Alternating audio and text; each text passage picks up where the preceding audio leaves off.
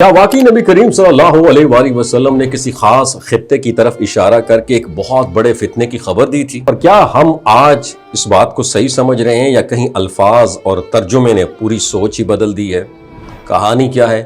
آئیے سمجھتے ہیں۔ روایات میں آتا ہے کہ رسول اللہ صلی اللہ علیہ وآلہ وسلم نے اپنی حیات مبارکہ میں کئی مواقع کے اوپر مشرق کی ڈائریکشن کی طرف اشارہ فرمایا اور خبردار کیا کہ فتنوں کا ظہور اس جانب ہوگا۔ بعض احادیث میں الفاظ آئے کہ وہاں سے شیطان کا سر یعنی زمانہ یا وقت یہ بھی ظاہر ہوگا، اور جہاں ایک بہت اہم پوائنٹ ہے جسے اکثر لوگ نظر انداز کر دیتے ہیں، لفظ جو کرن ہے، عربی زبان میں کرن کے کئی معنی ہیں، اور یہ صرف سین کے لیے استعمال نہیں ہوتا بلکہ یہ زمانے کے لیے، دور، وقت یا ابھار کے معنوں میں بھی آتا ہے، یاد رکھیے گا۔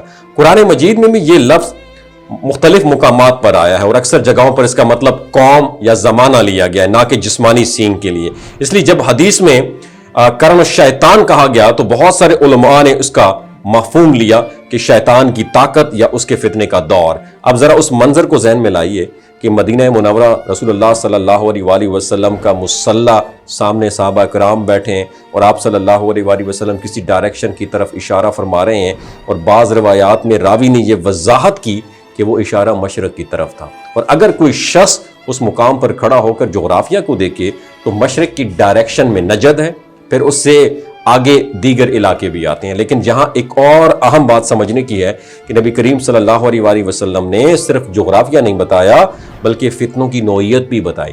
فتنہ صرف کسی ایک قوم، ملک یا علاقے تک محدود نہیں ہوتا، فتنہ ایک سوچ بھی ہوتی ہے، ایک آزمائش بھی ہوتی ہے اور ایک آزمائشی دور بھی ہوتا ہے۔ اور تاریخ گواہ ہے کہ بڑے بڑے فتنوں نے مختلف علاقوں سے جنم لیا۔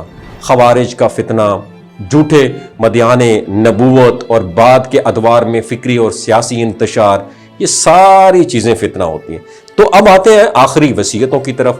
رسول اللہ صلی اللہ علیہ وآلہ وسلم نے اپنے آخری ایام میں جزیرۃ العرب کے حوالے سے بھی اہم ہدایات دی۔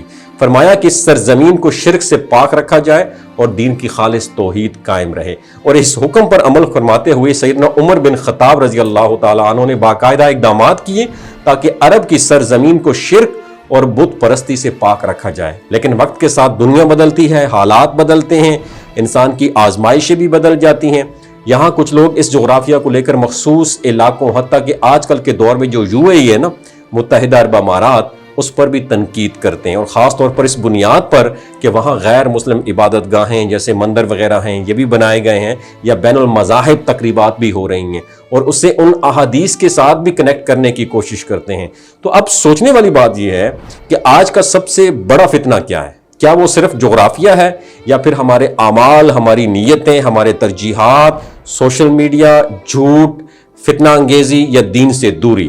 یہ سب تو وہی کرن الشیطان ہو سکتے ہیں، یعنی شیطان کا وہ دور یا طاقت جو انسان کو گمراہ کر رہی ہے۔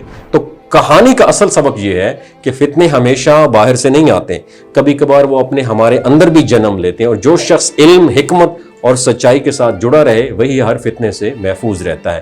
لہٰذا ہمیں الفاظ کے پیچھے چھپے اصل پیغام کو سمجھنا ہوگا، نہ کہ صرف ظاہری ترجمے پر فیصلہ کرنا، کیونکہ اگر غلط سمجھ آ جائے ترجمہ تو انسان حق کو بھی غلط اور غلط کو بھی حق سمجھنے لگتا ہے۔ یہی اصل آزمائش ہے اور یہی اصل حقیقت ہے۔ وما علینا الا البلاغ المبین۔